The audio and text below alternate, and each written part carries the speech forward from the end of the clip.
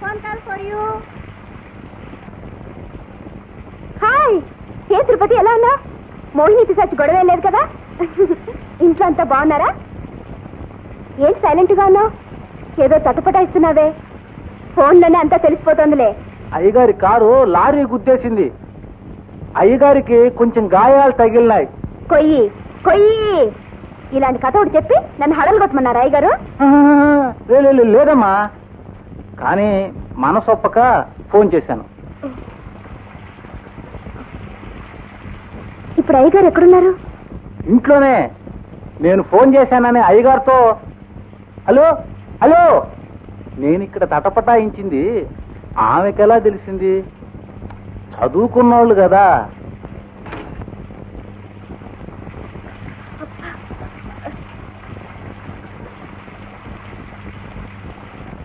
Uncle, uncle, uncle, baby. Uncle, మీకు accident అయిందని తెలిసి నేను ఎంత గాబరా పడిపోయినా తెలుసా? ముందెందుకు కబురు పంపలేదు? అరే, చేతికి ఫ్రాక్చరా? బలమైన దెబ్బలేం తగ్గలేదు కదా? తగిలే కారుకి. అబ్బా, అప్పడంలా అణిగిపోయింది. వర్క్షాప్ లో అడ్మిట్ చేశాను. అవును, ఈ వర్షంలో ఎందుకు తడిచి రావటం? టాక్సీలో రావచ్చుగా. టాక్సీలోనే వచ్చాను. దానికి ఆకలేసిందేమో, మిల్క్ బూత్ దగ్గర అయిపోయింది. దగ్గరే కదా, పరిగెత్తుకొచ్చేసాను. సరే సరే, లోపలికి పోయి తల తుడుచుకుని బట్టలు మార్చుకో. హే, ఇంకెక్కడా దెబ్బలు లేవులే.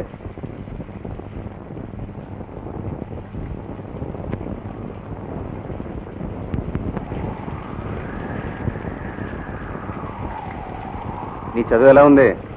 చదువుదే ఉంది, రేపటి నుంచి పరీక్షలు. పరీక్షలు అయ్యాక రావచ్చుగా.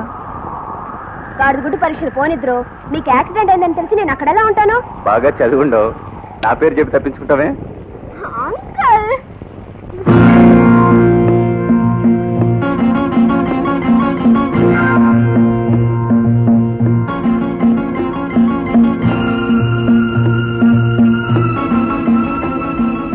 ఆంటీ ఎక్కడా? ఏదో సినిమా సెన్సార్ ఉందట, వెళ్ళింది. తిరిగి వచ్చేటప్పుడు కాన్వెంట్కి పోయి రజనీని తీసుకొస్తానంది.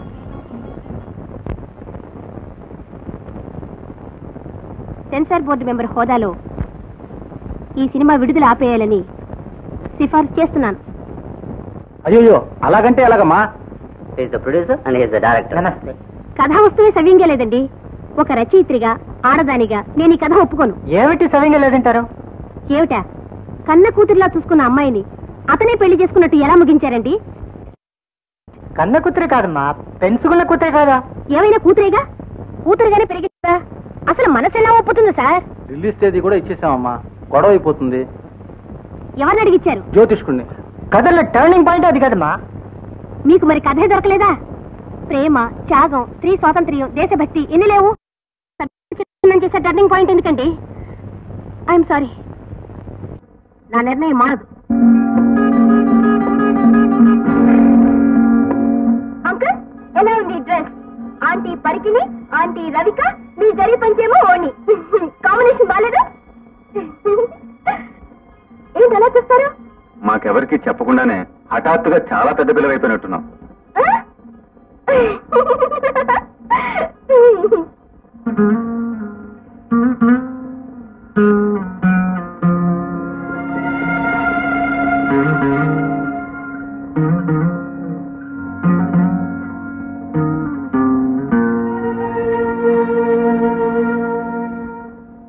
నన్ను చూస్తారే, ముక్కలు చూసారండి.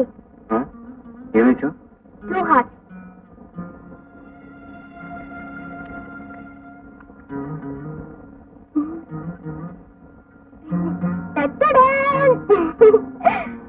ఏంటి ఇలా ఓడిపోతున్నారు ఇవాళ? ఇంకో గేమ్ అంకుల్. ఆట మీద ధ్యాస నిలవటం లేదు.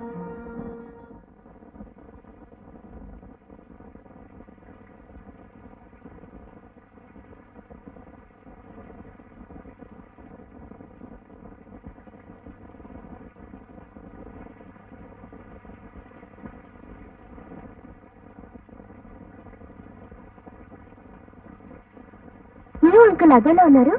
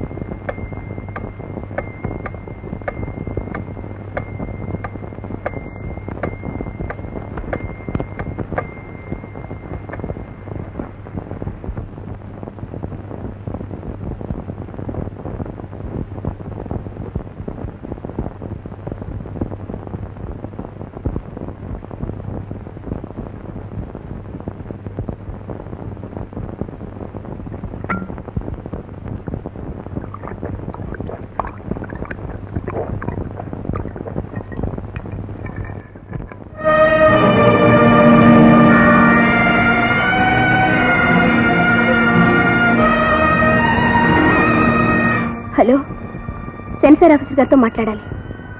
ఓ మీరేనా? నేను విద్య. అదే ఆ పిక్చర్ గురించి. సభ్యతకు నేనే కాపలా అయినట్టు ఉపన్యాసం ఇచ్చాను కదా. కాపలాలు ఎక్కువైన కొద్దీ కాలు జారిపోయేది సభ్యత సార్. కనిపించే నిజాల ముందు కల్పించే కథలెంత. ఎస్, నా అభ్యంతరాలన్నీ ఉపసంహరించుకుంటున్నాను. Thank you. ఆవేశం ఎక్కువమ్మా. తరగడా చూస్తే తెలియలే. పద.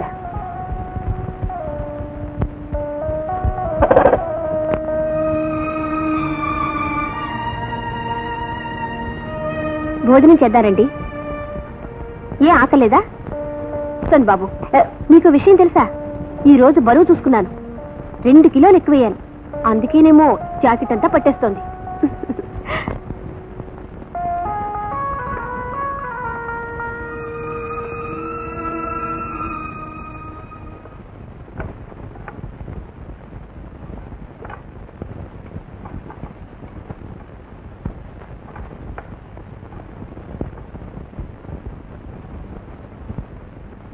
తిరుపతి వంట బ్రహ్మాండంగా ఉంది కదూ. 15 రోజులకు ఒకసారి బాగా చేయాలని వీడికి ఆవేశం వస్తుంది. ఆ రోజు చూసి సెలవు పెట్టకపోతే అది మన అదృష్టమే. పోయాను. ఈ రోజు నాకు ఒక పెద్ద షాక్. టాక్సీ డ్రైవర్ చేతిలో ఒక పుస్తకం. నేను రాసిందేనండి, అదే సంతల వసంత. మధ్యలో కాస్త చెప్పలం. ఎలా ఉంది నవల అని ఎవరో అడిగినట్టు అడిగాను.